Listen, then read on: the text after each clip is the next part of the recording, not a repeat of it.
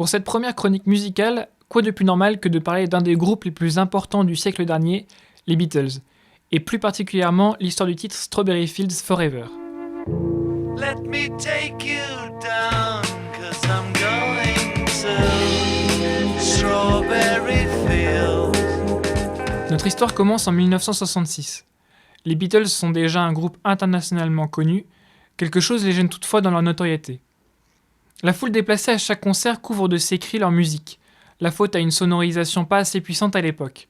Cela fait de ces concerts des événements peu agréables pour eux, et c'est rien de le dire.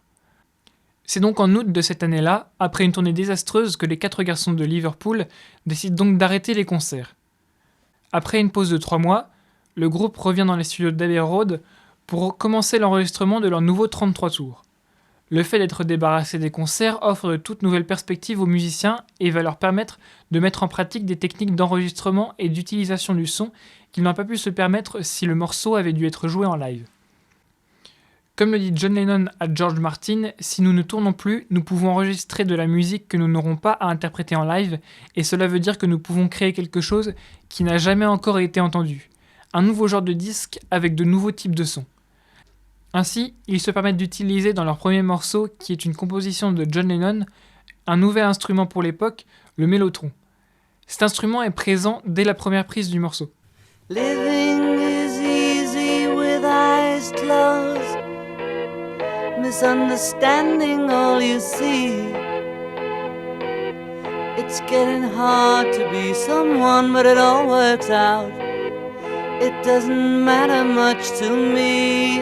Le mélotron est un clavier qui préfigure les échantillonneurs. Il fonctionne grâce à des bandes magnétiques sur lesquelles sont enregistrés des samples de divers instruments, comme dans cet extrait un sample de flûte. Ceux d'entre vous qui connaissent la chanson auront peut-être remarqué que la voix de John Lennon paraît plus aiguë sur cette prise. John trouvait en fait sa voix trop aiguë, il a donc fait ralentir la piste afin que sa voix soit plus en accord avec ses attentes. Le morceau évoluera par la suite à commencer par sa structure. Le morceau commencera par le refrain et on ajoutera aussi des overdubs sur la voix. Pour ceux qui ne seraient pas familiers du concept, cela veut simplement dire doubler une piste en la réenregistrant et en la rajoutant dans le mixage. C'est aujourd'hui très courant, ça ne l'était pas à l'époque. Cette prise sera éditée en tant que preset disponible à l'écoute sur YouTube. John Lennon, qui veut un rendu plus orchestral, demanda à George Martin de composer un arrangement de la chanson. Pendant que George compose, le groupe continue à expérimenter, c'est pour cela que l'on peut entendre des bruits de cymbales retournés au mixage. I mean, it must be high or low. Le son d'un soir mandal, joué par George Harrison,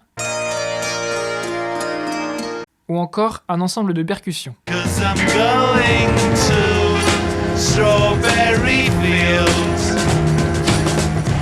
Cet ensemble est d'ailleurs composé des 4 membres du groupe ainsi que de 4 de leurs amis qui étaient venus un soir au studio alors qu'ils étaient bien alcoolisés et avaient demandé à un technicien de laisser tourner l'enregistrement alors qu'ils jouaient des percussions. Des extraits de ces enregistrements seront donc gardés dans le mix final. Pour la version finale du morceau, il sera décidé de garder la première minute de la prise 7 et de la faire suivre par la prise 26, amputée bien sûr de son début. Un des passages intéressants du morceau est celui de la fin, où on peut entendre une dernière fois le mélotron qui est en fait en train de bugger, faute de meilleurs termes, ce qui était volontaire de la part du groupe.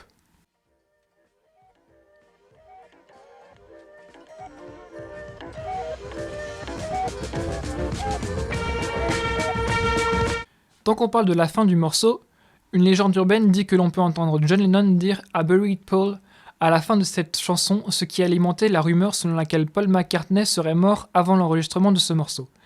C'est bien sûr faux, il y a en fait cranberry sauce. C'est selon John Lennon une cerise sur le gâteau qu'elle est tranchée de cette chanson. Au final, l'enregistrement de cette chanson aura pris presque un mois, ce qui, même aujourd'hui, représente un temps énorme pour un seul morceau. C'est aussi une sorte de prélude à ce que sera l'album Sgt. Pepper Lonely Hearts Club Band, qui sortira en juin 1967. Je profite aussi de cette chronique pour lancer une petite crotte de nez au film Yesterday de Danny Boyle, qui est selon moi un film sans la moindre originalité et dont le seul intérêt est de faire découvrir le groupe à ceux qui ne le connaîtraient pas encore.